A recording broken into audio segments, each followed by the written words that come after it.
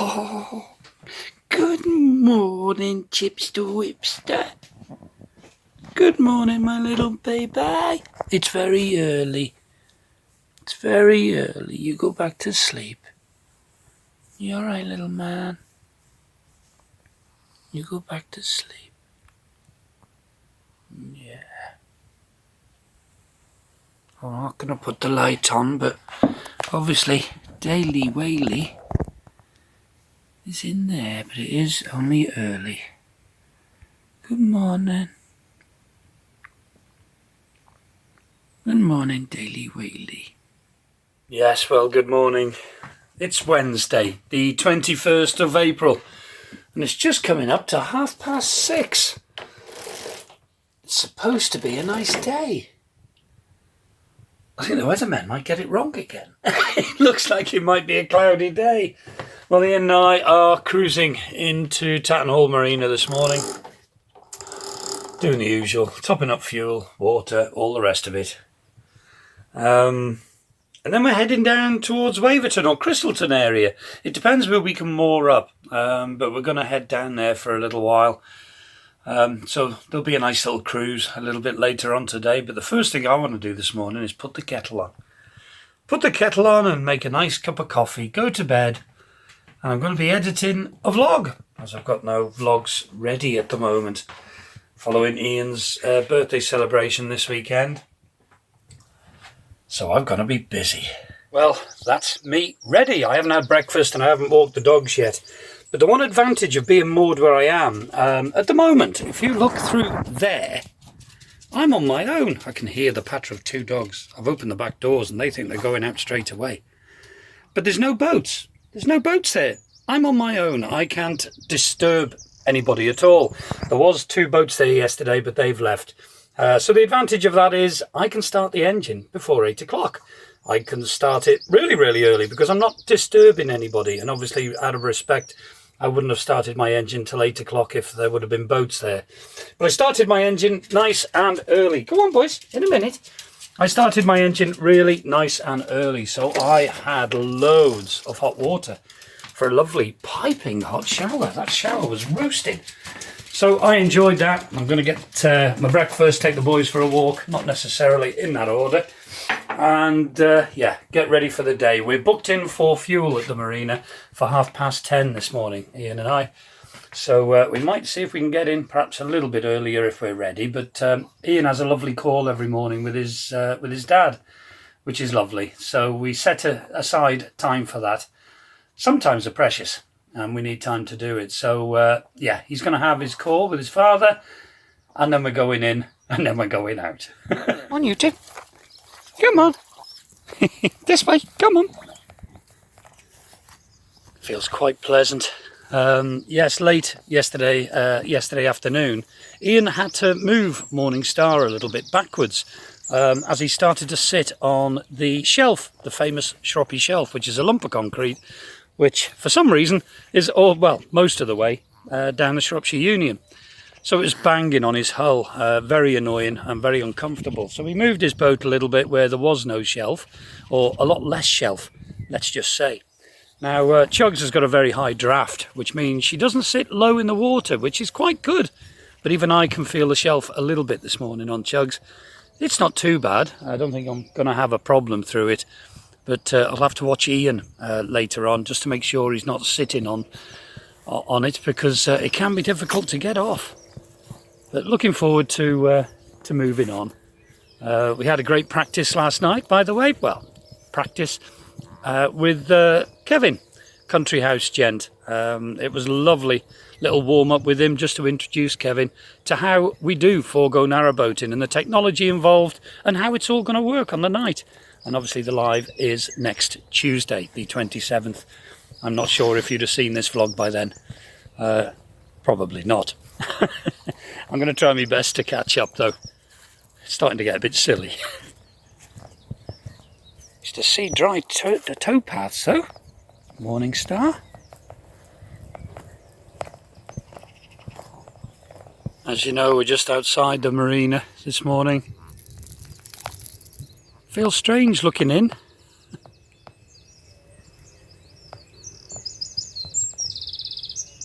Yes, it felt really strange yesterday as well going in there, but lovely to see old friends again. It's only been a couple of weeks, I know that. Oh, Chip's going to the loo, but it did feel a bit weird. Felt nice to come out again though.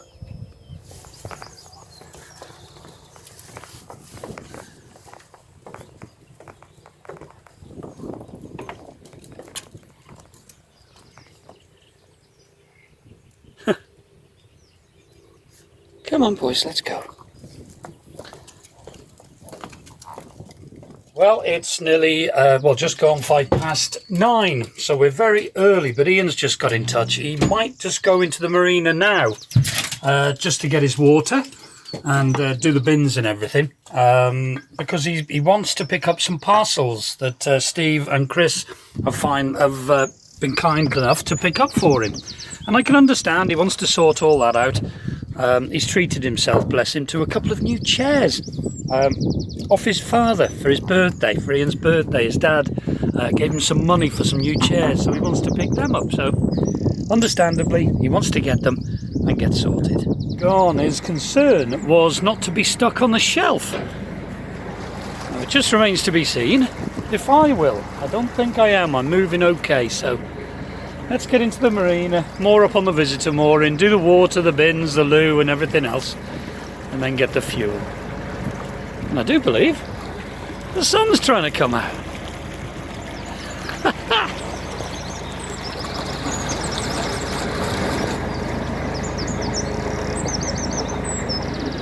It was a bit cooler, so I know Dale feels the cold, so I've got his other bed out. He can get snug in there and Chip can stay on alert. Because Britain needs alerts.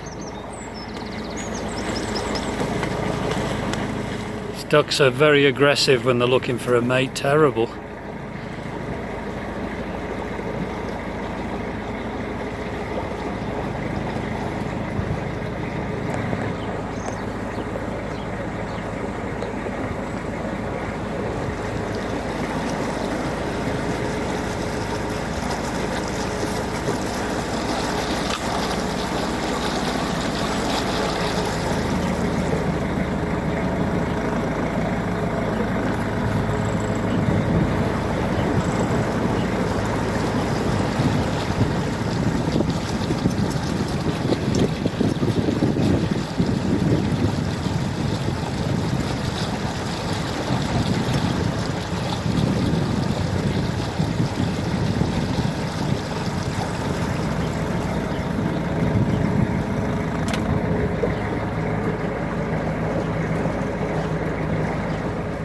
I do know that there's been some ducklings spotted in the marina, so that'll be nice if we catch a quick glimpse of those. Typical marina, as soon as you turn in, the wind gets you.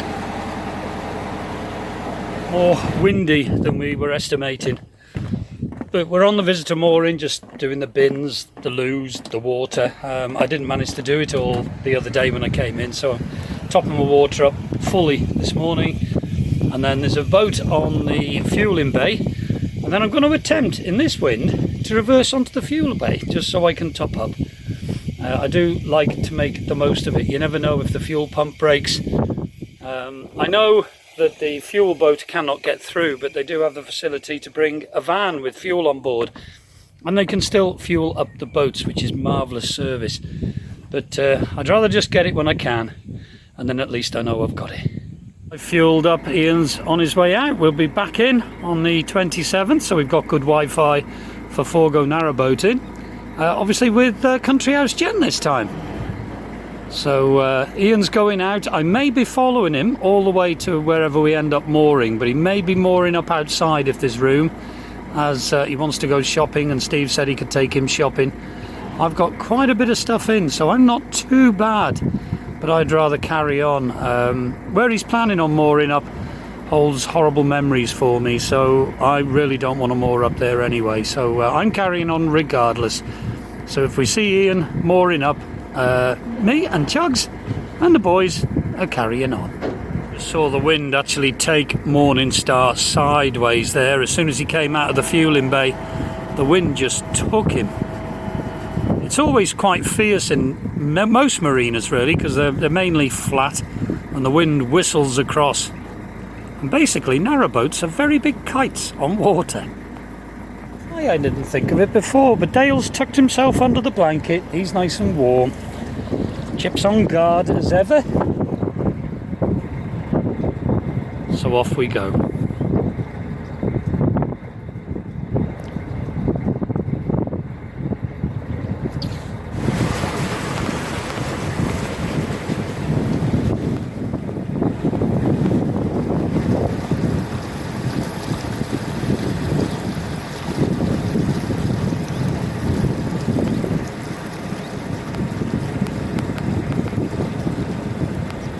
Well, we're on our way. It doesn't look like Ian is going to be mooring up, so yep, I think we'll be following Morning Star all the way to wherever we end up. We have got an idea of where we want to end up, hopefully down at Egg Bridge, but no guarantees. And if we can't, we can't.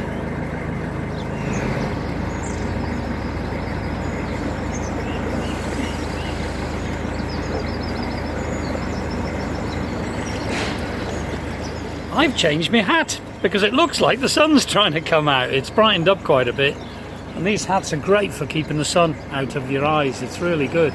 And I should be trying my prism glasses on really doing this, but I don't think cruising is perhaps the best time to do it.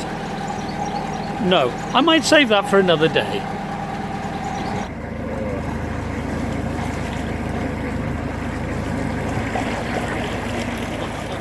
They're domino ducks.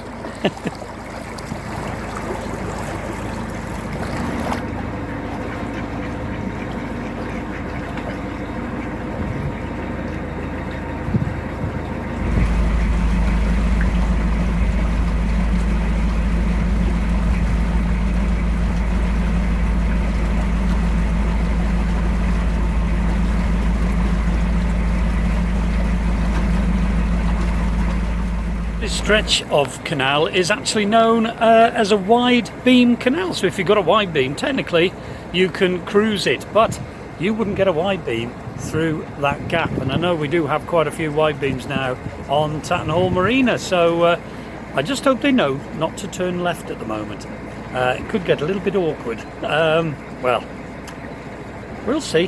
One day it'll happen, won't it?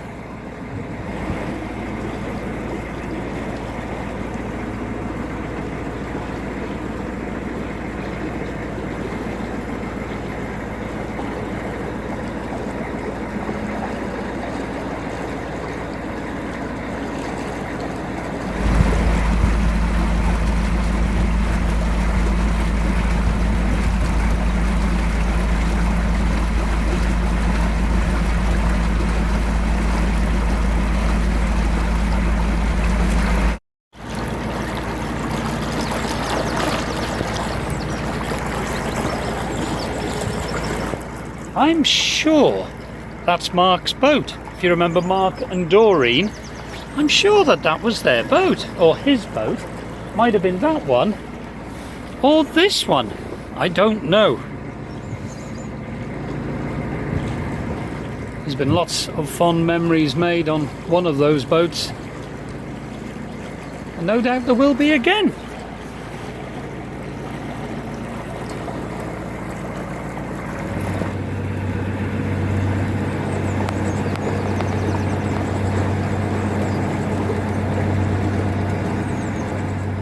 So far it's quite a pleasant little cruise. It's been really nice. I've enjoyed it. Lots of people saying hello as we're going past the nook here, and it's not as cold as what I thought it was going to be when we started the cruise.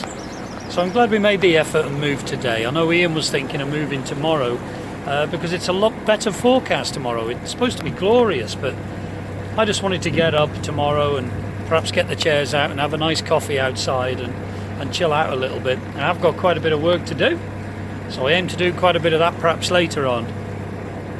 But this is always good. This is always good, isn't it? Some little ducklings. Right. Oh, look at them. They're beautiful. Hello, little birdies.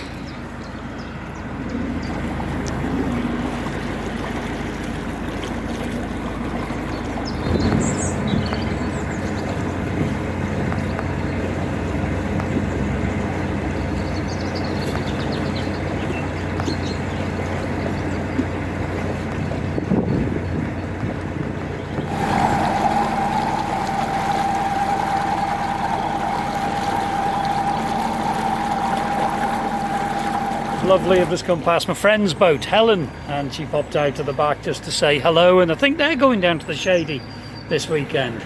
Everybody's making the most of it.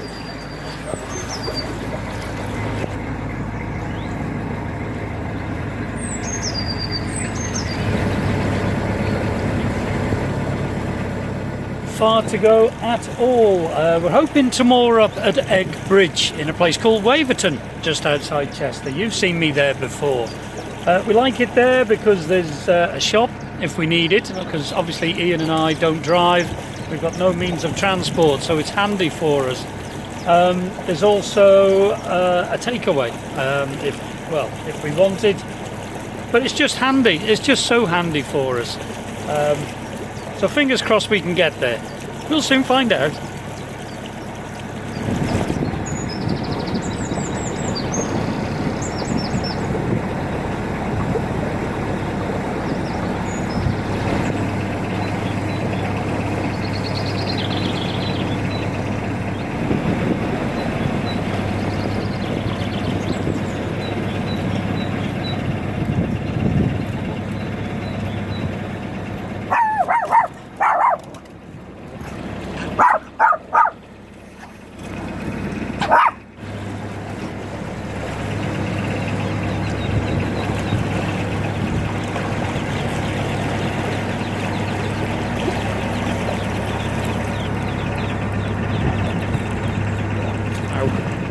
Those parents have got their hands full. I don't know how many ducklings were there, but there was a good old handful, wasn't there? Well, from what I can see with my little monocular, I think we might be in luck. Fingers crossed.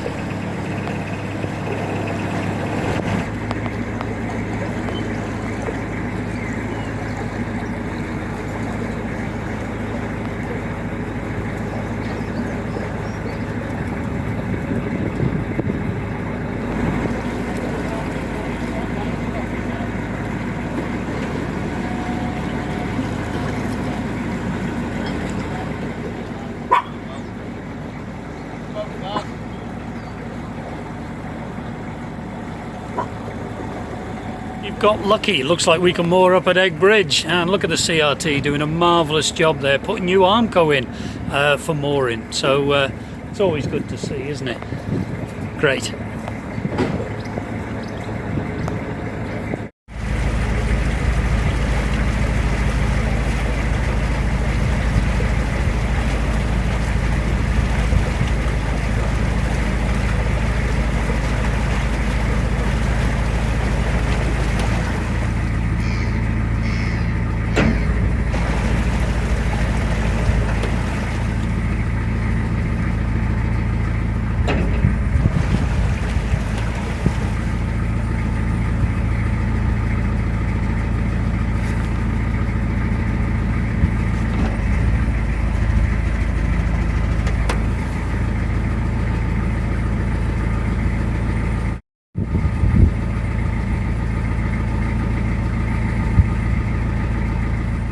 Gotta be so careful here, because I don't want to hurt them little babies. Come on.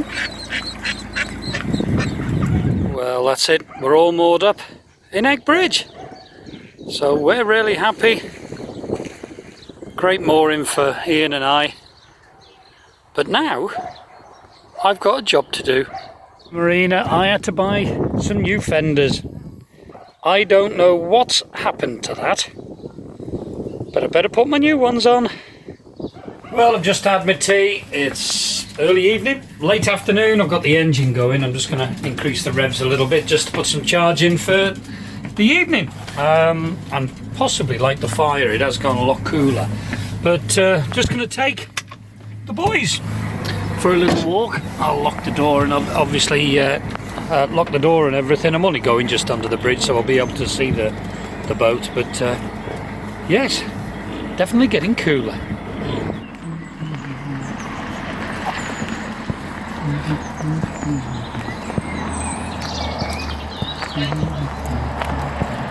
Have moored up here several times. One of my favourite moorings, and one of Steve and Chris's as well, with Amy Jo. And I like it for one reason: Egg Bridge itself. It's a big, wide old bridge, so if it's raining I can bring the boys under here and they can go to the toilet and I don't get wet. And neither do they. So back on the boat, obviously you can hear the engine going. I need to do that, so I've got tally lights just to make sure the batteries are okay. I do love this area very, very, very much. One of my favourite moorings, and I did actually nip to the shop earlier on. That's how convenient it is. A few minutes, you're at the shop. Ideal. There's a shop, a post office, a cafe and a takeaway. Excellent.